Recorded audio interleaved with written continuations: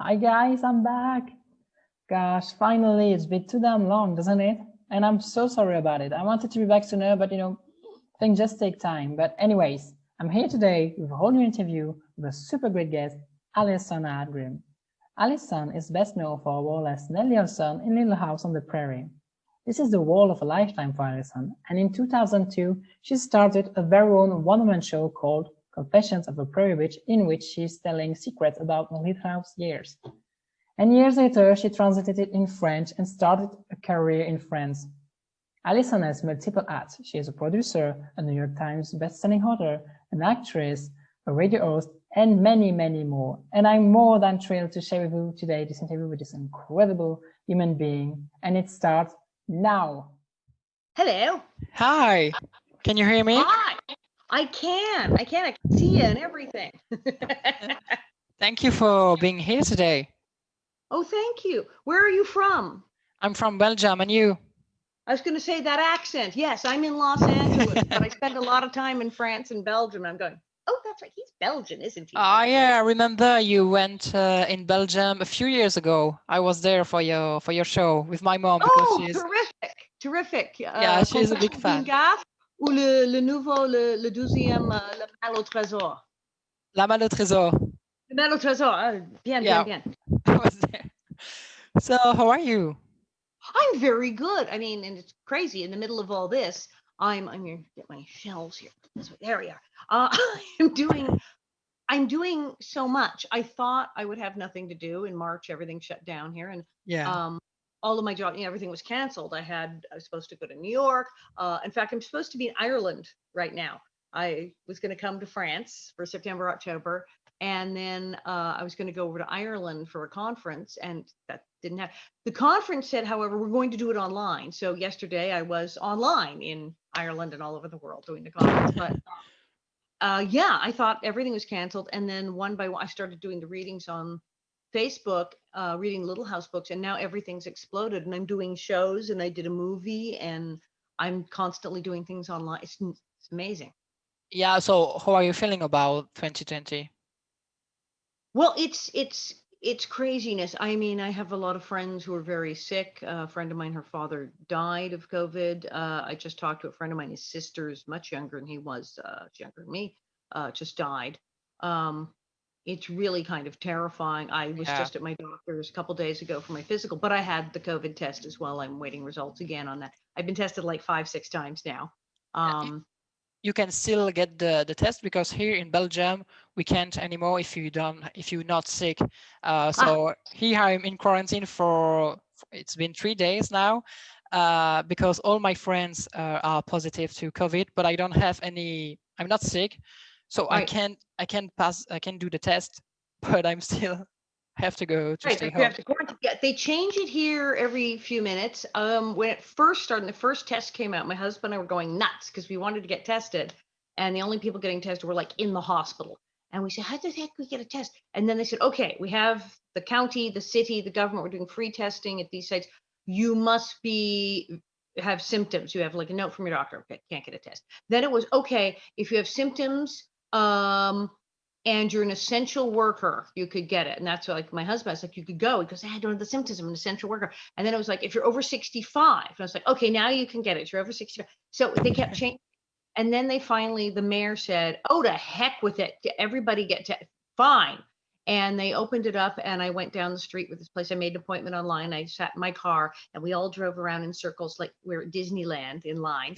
And then we got up and they handed you a thing, and so I got a test. And then they close up, but they open right now still. If you have a test, priority is given. If you even say, well, I've kind of had a cough. So like during the fires, we had terrible fires. Everyone was getting tested because they were all coughing and their eyes were burning. Yeah. All sick. Is it the fire or is it COVID? I said, I'm just going to go check. And then they'd say, well, do you have insurance? Because we're running out of money. So if you have insurance, we'll bill you insurance. But if you don't, we will still not charge you. And I'm like, well, I have insurance. So give the free one to someone. I have insurance. Yeah. But I got tested again because I said, well, I am coughing due to the fire. Okay, come on down. But I had several free, and then I did a movie. And of course, now they have the protocols. You will be tested before you arrive. You will be tested when you arrive. You will be tested repeatedly throughout the movie, plus temperature checks, this, that. So I got tested like 3-4 times during that. And then I got another test when I got home like 2 weeks later. And then my doctor was like, absolutely, you going for, he's like, hold still. And he does the real one with the thing up the nose. Yeah, yeah. Which does not feel good, but Yeah. he's really fast. Like right about the time you go, he's done. So I'm like, you're already done. Okay. But that one, he says, that one's the most thorough. He said, but the oral exam is good because some people doing the nasal one, they're very bad at it and they don't know what they're doing. So you're better off to go do the mouth one. So now that's my 3 on the movie. 6, I think I just had my seventh test, I think. Oh, So that was good. Now that'll be covered by like insurance. But yeah, many places here, and again, every state is different. But many of them now say, yes, free testing, no questions asked, just come. yeah.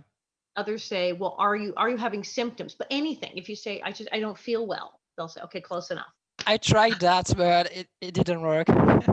I said, yeah, I have a bit of a cough. I'm feeling tired, but they didn't take me. And then you're young too. How old are you? I'm 22. 22. Yeah. Here they did a thing where preference is given if you're 65 or over. You go Yeah, up. I think it's the same here, but the school asked. Yeah, the school. Yeah, the school asked me to do it because all my friends were positive, but I couldn't, so I have to stay home. Even if I have nothing. California, it's easy to get a test. In Los Angeles County in California, it's very easy to get a test, but they did change it a lot. Like if it got crowded, if they had too many people, they'd say, okay, preference is you are actually ill or you're over 65. Yeah. So because if you call up and you say I'm 22 and I have no symptoms, they'll go, all right, well, you can come in 2 weeks. They would say, you can't come That's tomorrow. it. You can come in 2 weeks. You get that maybe, but you'd get a test. You'd get a test, Derek Lee. So that's good. No, they got it. That's the only way to do it, unfortunately, is to test massive numbers of people so they can see where it's happening. You know, if they say test and trace, just trace contact. If they test like huge numbers of people at colleges and high schools, they can see where the outbreak is going. So yeah. That's the best way to do it, really, is to just test everybody in the place. So I've seen that since quarantine, you've been pretty busy. You tell it yourself. You told it yourself, doing live reading of Little House on the Prairie on your own Facebook page. So those live reach out, I think, between 30 and 40K views. It was really crazy. Yeah, the first time I did it, and I did it like just, well, I'll see what happens. So, like, I wanted to read the books. Yeah. Like, I the books again. And then I started doing it, and several thousand people. I was like, oh, okay. And then I did again. I'm doing it again. And then I went back, and so many people, they'd shared the first one and gone back and rewatched it, and it was up to 50,000. Yeah, that's crazy. 50,000 people. So how do you feel when you receive that kind of proof that the show is still very much loved, and so are you? It's crazy. And oh my God, the emails and the Facebook messages and the tweets and the letters where thank you for doing this, we're all watching it. Oh, they're starting to send gifts, because I'll have like snacks. I'll say, well, I'm having a soda and some goldfish crackers, and they sent me candy. We talked about the Christmas candy on the show. I got the Christmas candy. One woman sent me a very nice sweater. Cat toys, a whole box of toys for my cats. Just like sending things just come in the mail now. It's very crazy. Oh, this quilt on this, the woman made this for me. It's this quilt. Yeah, that's pretty. It's gorgeous. They send me things. The popularity of Little House, I knew we were still going, because there's like dozens of Facebook fan groups, and they all have thousands and thousands of members. And it's Little House fan this, Little House fan that. And it's just like, you look at it, it's like 100,000 members. Who are these people? And it's shown all over the world. I still hear from people all over the world when I do the readings. People in Jakarta and Sweden are signing on. So it's still all over the world. And now with the pandemic, it's gotten very popular. We have an episode, of course, on the show called Plague, and another called Quarantine. Yeah. And so everyone said, young people are saying, I didn't know you people had an episode called Quarantine. It's like, how did they know? So now they're all watching Little House again. So we have a new audience, a number of people who are watching it saying, oh, I didn't know about this, and there's a 2-parter, and what happens, and spoiler alert. And I'm like, spoiler alert, it's been not 45 years ago. It's not a spoiler alert anymore. It's rerun hundreds of times. But they just started, like, I just started watching it last week. People are getting their friends to watch it, and there's people who are a whole new group of viewers, which is crazy. It's one thing when you have an old series that the people who watched it originally still love it, or the people who watched it after school in reruns in like the 80s and 90s. But to have a whole group of people say, I just started watching this last week. But it's something that it's passed from generation to generation, and I think it will last forever.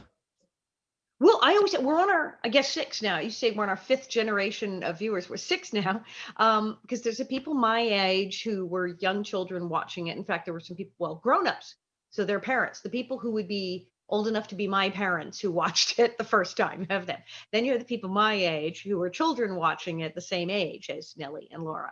Then you have a next group who are in their 40s. They watched it after school in reruns or before school. And they watched it in college. They said, well, my break time was in the afternoon at university, and we'd go to the dorm, watch the last break. So you have them, and they're much younger. Then their children who were then made to watch it. So then it came out, the cable reruns, then of course VHS, then it came out on DVD. So then we have the DVD generation, much younger, who start watching, their parents bought them the DVDs. Now it's streaming on Amazon. So that whole group of people are watching it. And then I was talking to a woman younger than me, but oh gosh, late 30s, early 40s. Yeah. And she said, oh, I don't think my teenage daughter watches it. And the girl said, no, I watch it on YouTube. I've seen the episodes on YouTube. It's on YouTube too. There's episodes on YouTube. And so some of the kids they haven't even seen the whole episode, but they've seen like the clips, and then they go on Amazon or whatever, watch the whole thing. But there's very young people who've seen it on YouTube. So yeah. I was young when I was a little boy when I first watched it. Well, I didn't really watch it. It was more my mother, but she made me watch it, and she's watching it. That a lot. She's watching it. She's watching the show since she's a little girl, and at the beginning of it, I think she was 5, and she hated Charles Ingal. She hated him. I don't know why. She told me that she hated him. That's the thing she remembered from the show when she was a little girl. So if you're in your early 20s, your mom is around how old? She is around 40. 40. Okay, so she wasn't born when we started the show. No, she wasn't. 46 years ago. So she wasn't even born, and she's one of our older fans. And then you're in your early 20s, and you've seen it. And so you're probably younger than you have seen every episode. And think yes. I have a lot of actor friends, and they were on The Waltons or Family or one of the hit shows in the 70s, and they have fans and they have reruns. They don't have people in their 20s and their teens coming up to them and saying, I've seen every episode. They're like, how are you getting all these kids? So you played Nellie Olson in Little House. So the character was seen by the audience as the prairie bitch, and in your book and show, you're telling that people were mean to you, that threw things at you, if I remember correctly. Absolutely great. Yeah.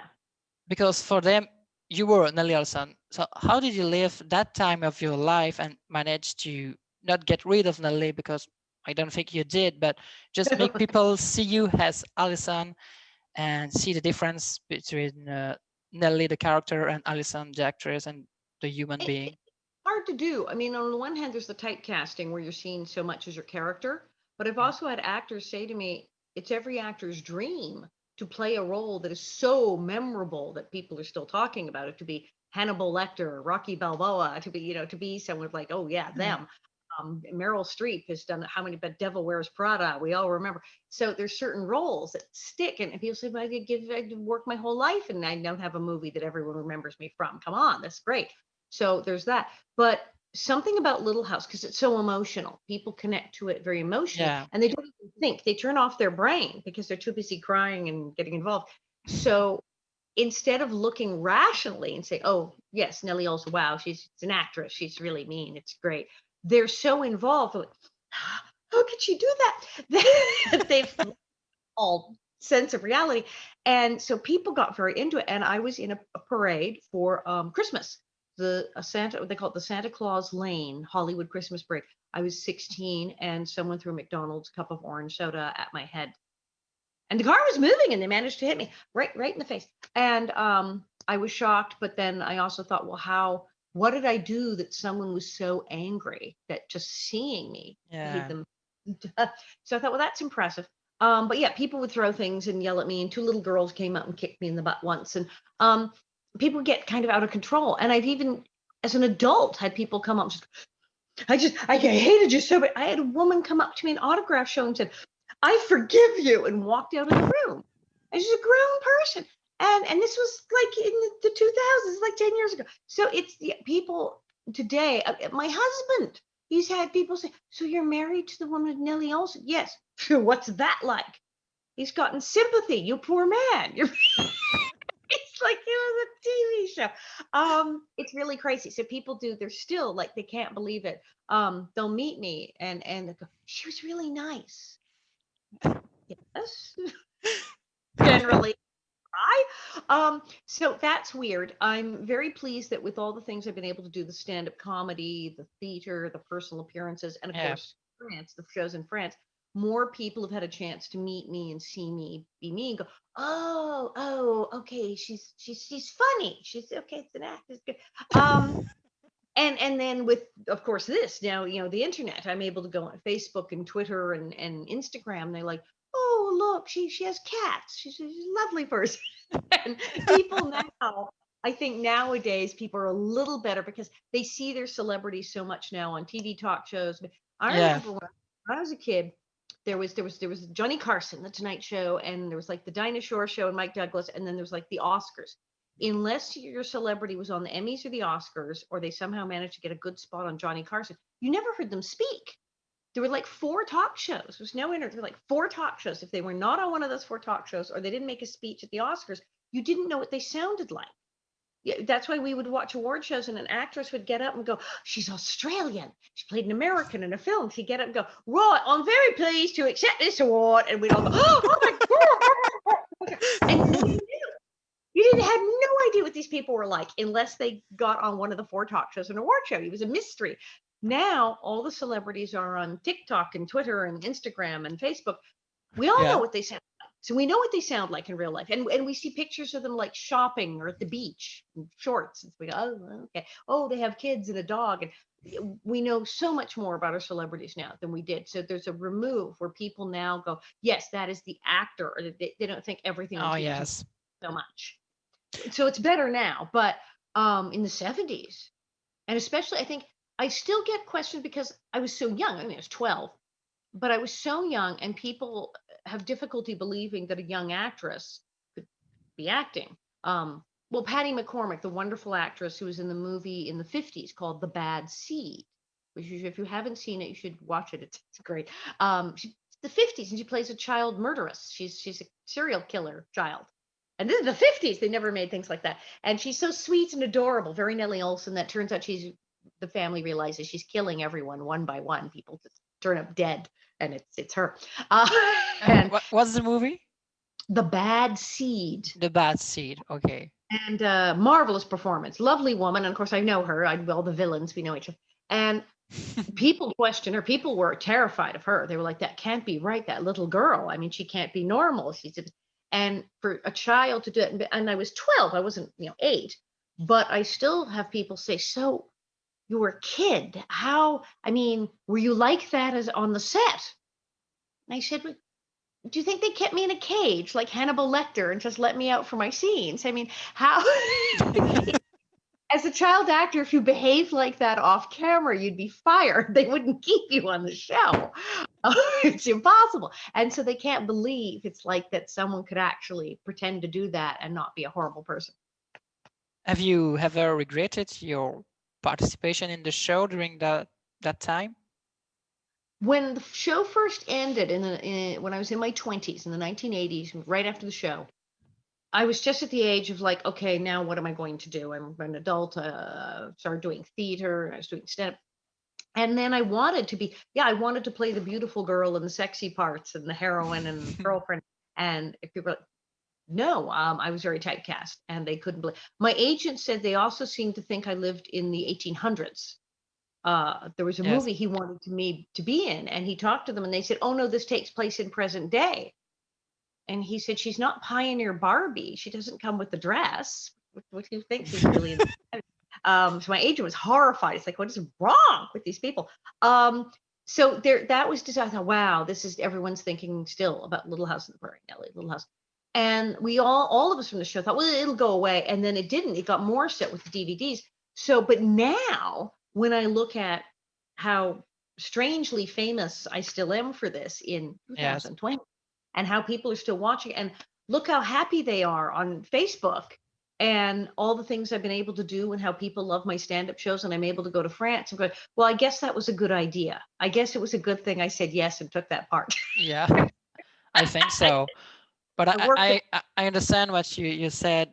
People are seeing you only as Nelly because it was too iconic, and they kind of afraid to argue for another thing. People, because the audience are always gonna see you as Nelly, and Yeah. yes, it's like you you have Nelly also right on your front. Yes, yes. I would say it's just like my other arm. She's like this weird identical twin that won't go away. She's Yes. everywhere. Um, and when you're a child actor, you can often get known for your parts. As people who are on certain series, they're always known as that kid part. And I've talked to other child actors, and I even said this on a talk show earlier. And I said, it's like having a bad tattoo, getting a tatouage, get a bad tattoo. When you first get the tattoo, you're like, hey, look, and you show everyone. And then you realize it's kind of stupid, and you wear long sleeves, and you try not to talk about the tattoo and pretend you didn't do it. And then eventually you don't care anymore, and you just say, yeah, I don't know, I was drunk. And I said, it's sort of like that. At first you try, then you try to, don't talk about the prairie, don't talk about it. And then you go, yeah, yes, it's the thing that I did. It's yes, it's just there. So she's never going away. I did, and I'm good, fine. But you have and that's why I really liked preparing this interview, because you have many hats. I mean, you're an author, producer, actress, radio host. Probably I forget many more. Except the bonnet hat. What's your favorite art? I mean, your first passion. What you like the most? Right, all the things. Wow. It's hard to say. I do like writing. I need to do more writing. I enjoy that a lot because I like to read. I like to write.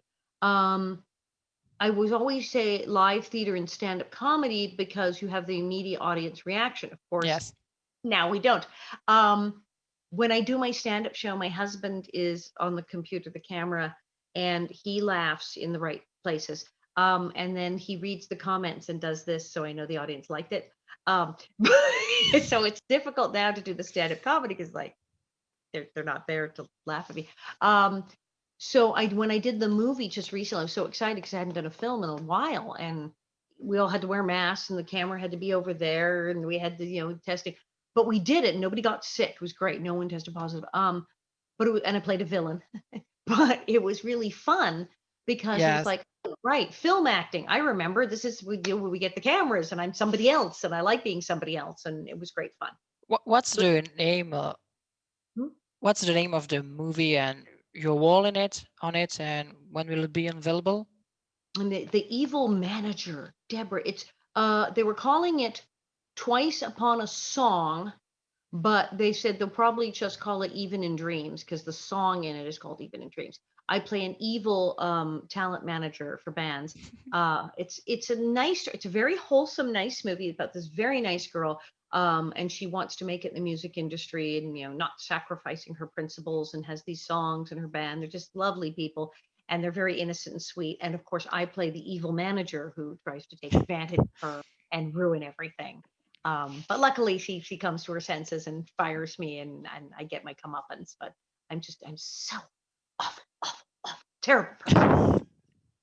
And you see, I love this. It's like when she called me, I'd seen her first film. I knew the woman who was producing it. Yeah. And this film is low budget film. She said, I'm making a sequel. There's a part for you. Oh, she's really terrible. Do you want to do it? Yeah. Yes, I do. Yes. will it be available in everywhere in French and everything? I don't know. I know they're just finishing it now. My guess is it may be a web thing. It'll definitely wind up on Amazon. I think her first one's on Amazon now. When she made the first one, she had so little money, and I thought, oh, it's not going to get released. And then there was a theater chain, and they were based in Utah, where she lives.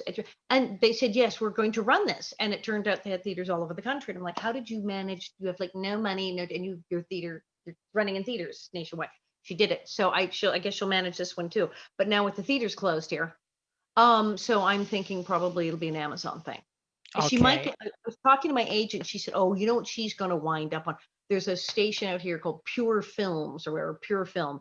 And a lot of the stations that specialize in very wholesome, family oriented movies, they'll run it for sure. And Everyone in it's so nice except me. So after the pandemic, are you still gonna come and work in France? You know, performing maybe a new show, shooting a movie in French? I think so when it opens up. I was talking to my doctor, and even he said, this was back in summer, spring, summer. He said, yeah, year and a half. And I'm like, so 2021 summer, fall. And he's like, around there.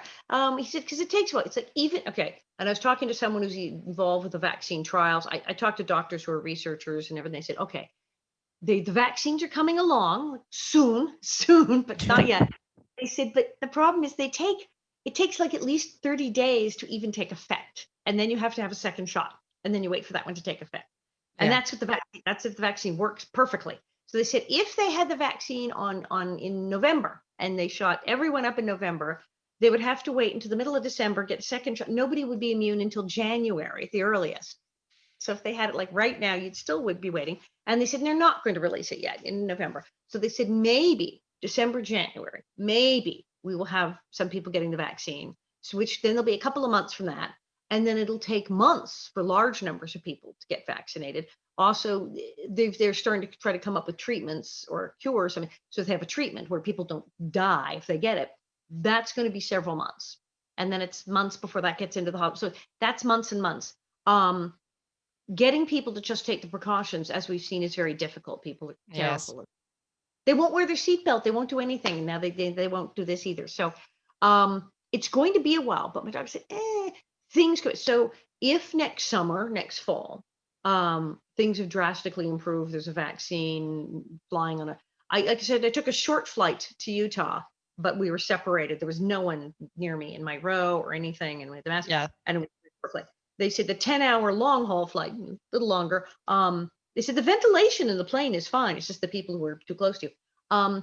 So if they got things sorted out that taking the 10-hour flight was no longer dangerous, and everything was open in France, and I wasn't going to kill anyone by breathing on them at my show, then yes, absolutely, I'll be back. Okay. With a new show or still La Malle au Trésor? We had several towns. Patrick and I had a couple towns ready to go. We were very disappointed. Patrick said, I've got 3-4 people. They're ready to go. They've got dates. They're ready to book the hall and pay the deposit and say, let's do it. And then, of course, around summer, the numbers in Europe started to go down. France was doing so well. They reopened Paris Disney. They said, it's great. It's like New Zealand. We did it. And now, of course, everything's terrible again. They're in quarantine. So like June, they were saying, well, things are pretty good and we're in a small town. We don't have many cases and everything's going well. Maybe we should go ahead. And then around July, we said, no, this is a terrible idea. Let's go. No, we're not going to do it. But we had 4 towns. They're ready to go. So they've taken, as they say, a rain check. So if things open up and become safe, those 4 towns are like, I have my reservation. So they're going to want Malle au Trésor right away. And then Patrick is working on a 3rd show. And he said, oh, it's crazy. I shouldn't do it. I'm like, yes, write a new one. So he's working on a 3rd one. He's very disappointed. Like, well, now I can't do the 3rd one. I'm like, well, eventually. So yeah, there's 4. I know 4 towns that absolutely need Malle au Trésor the minute everything opens up. Okay. They're like waiting in line. And then I hope he does write the 3rd show. And that might be a thing when everything's safe to say, we're reopening and look, we have a new show. How crazy would that be? But yeah, no, in fact, obviously I can't even get into France right now. They won't let us in. My passport, you can't bring your passport. The passport offices were closed. They just reopened. So this is how optimistic I am. They just reopened. I am renewing my passport. So clearly I believe that it's going to get better and eventually I'm going to come because I'm actually going to fill out the papers and renew my passport, even though currently I'm not allowed in any other country. We have to be optimistic, otherwise we are all going nuts. Yeah. So It's awful. I have friends who are so sick. As I said, I have friends, their family members have died. It's horrible and it's not safe right now. But I've talked to the doctors who are working on it. So yes, eventually we will be okay. Just not today. so in your life, you did a lot of interviews. You've answered questions asked by journalists, and I wonder what question would you ask to yourself, and what's the answer to it? Ooh, well, that's a good one. I guess I've been asked. That's kind of like why I did my interview show, because I've been interviewed thousands of times. So it's like revenge. I get to interview people. Yeah. I guess it would be, well, one of the ones is what would you like to play if you any movie or anything? What character? There are some books, there's stories I've read, films that I would love to option as a movie, and I don't know if I could play the character. One is there's a book called Unity, and it's a biography of Unity Mitford, who was crazy and she was in love with Hitler.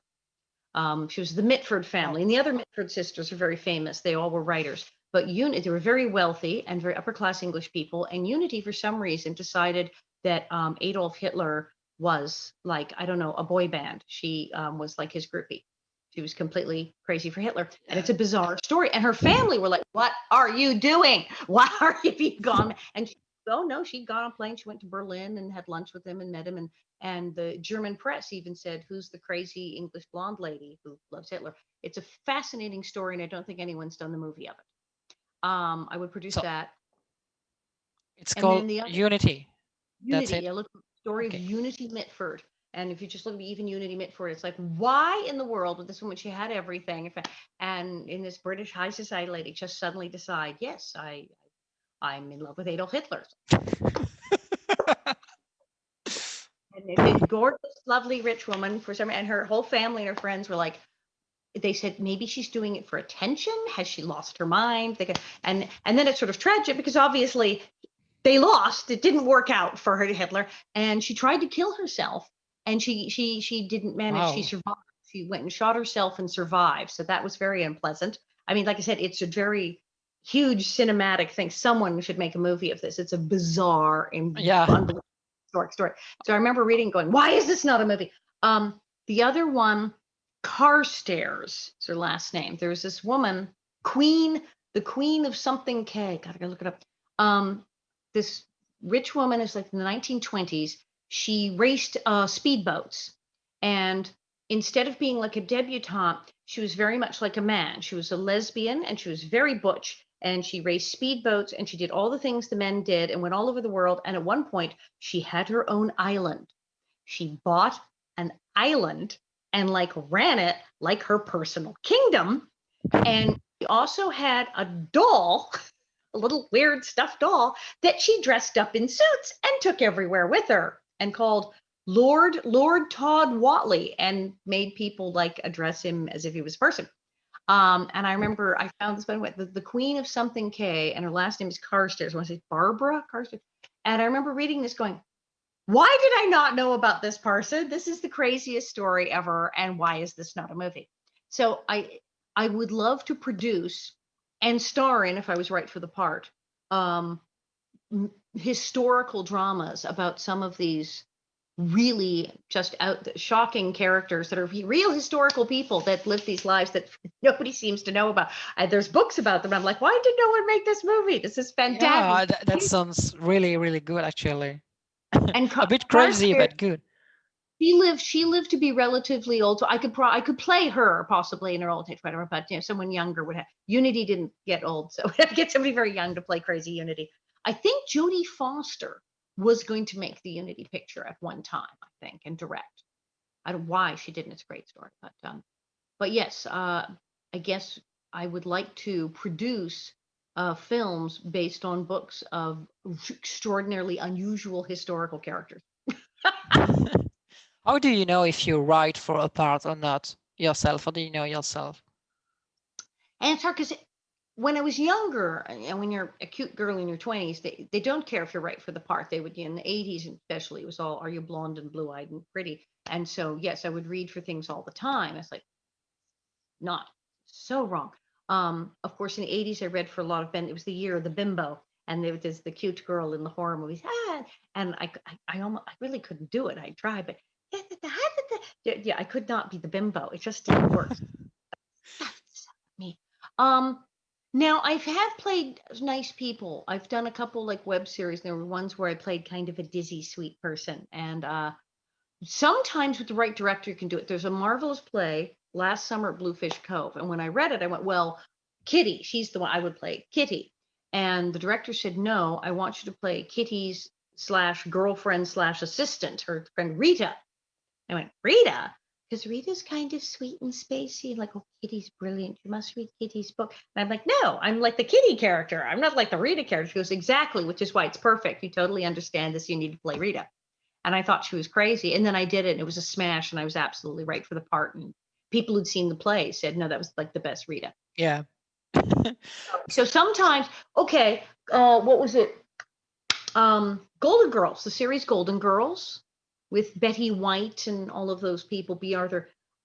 Betty White and was her name Rue McClanagan were supposed to have the different parts, and they switched them when they originally cast it. They said, no, wait a minute, you should play that part. And they switched them. It was genius, and the show was a big hit. So sometimes casting against type can work, but Yeah. I've definitely read many scripts where I went, no, this would be weird, ridiculous. Can't play this. So sometimes you really just go, no. And then other times you really go, yes. I saw an interview Anthony Hopkins said when he read the script for Silence of the Lambs, he went, I have to do this. He just saw it immediately. So sometimes that happens. Okay, so let's finish with something funny. This whole interview was funny. You're really funny. So months ago, I heard Melissa Gilbert telling an anecdote about a scene with you in Little House on the Prairie. It's the scene when Laura and Nellie are fighting in the mud, and she threw something in your face. And if you remember, can you tell this anecdote for my audience and your bonnet heads? She tried to kill me. She tried to kill me. So we're wrestling in the mud, and they kind of said, do whatever you want, because by that we've been on the show for years, and they knew we could do really great fights, and they didn't have to direct us. Just go for it. So we do it. So we're rolling in the mud, and Melissa Gilbert is very, very strong. Little thing, very strong. Yes. Well, so I always say, don't get in a fight with Melissa Gilbert. So she flips me over, and she gets in a headlock. I'm thrashing and screaming. She got me in a headlock. God, she's flipped me over. She's so strong. She's got me in a headlock, and her hand, she scooped up, because it was real mud. We're outdoors. It's just they hosed it down, and it was disgusting because in the summer it was a cow pasture, and in the winter it was a duck pond. So yes, ducks, cows, exactly, and dirt, all of that. And they wet it down, and we're rolling in this. It's disgusting, and it smelled. And she scoops up a handful, and I'm screaming, and I don't see her, and I'm going, oh. She just shoved a handful of mud right in my mouth on purpose. She completely did it on purpose. Like, who does this? And I'm going, bleh. And then when we got dragged out of there finally at the end, they had to hose us down on the set. They said, okay, don't even try to get to the dressing room. We're going to get a hose and rinse you all off and take off like all of your costumes here and throw a towel over you and take it because it's disgusting. And I said, okay. And then they had a doctor on set. They always had a doctor on set. They're very safe. And he said, did you get any in your eye? Because it's not sanitary. It's very dangerous. Did you get any in your eye? I said, my eye? I just swallowed a quart. So he said that wasn't good. Luckily, I did not get sick. So I'm apparently impervious to just everything. Duck poop, cow poop, mud. Yeah. But she did. You can watch the episode. You can see her hand. You can see her do it on purpose. She was the real mean one. Melissa Gil, and she still is wild. I mean, that's what's great. It's the cast of Little House. We still text each other in Facebook and Twitter. Instagram and everything. And I was just on a Zoom call with baby Carrie and baby Grace the other day. So we're all still talking to each other. And yes, Melissa Gilbert she is wild. So she couldn't resist. I mean, we loved our fight scenes. Who gets to do that with your friend and you smack each other around, hit each other in the head and fall down? So it was fun. Yes, she did. She tried to kill me. She shoved a handful of mud in my mouth. So thank you so much for this interview. I had a really good time. I hope you did too. I did. And I will send you the link once it's posted on YouTube. Okay. Maybe I can send it to you on Facebook, so you can see if there is something you. Sure. Or can you can do the link by email back to me and Harlan and the. Oh email. yeah, I can do that. Sure, that's fine. Yeah. Okay. So thank you. And about the pandemic, and we said yes, everyone should get tested, and you should wear your mask and wash your hands. The washing the hands helps. Doctors here have said there's less colds and less flu right now than normal. Yes. We way more cold because people are actually washing their hands and wearing masks. So people aren't getting sick with colds and flu. So if you wash your hands and wear a mask, it actually does prevent getting sick. It's really good. Okay, I will. I'm still doing it. Thank you. Have a nice day. You too. Bye. Hi, you're still there. Thank you. Thank you so much for watching us. I hope you like it. Don't forget to subscribe, to like, to leave a comment. I would love to hear from you. Just tell me if you have guest requests, if you like it and why did you like it, if you didn't like it and why you didn't like it. And yeah, just tell me everything you want to tell. Okay, bye. See you later.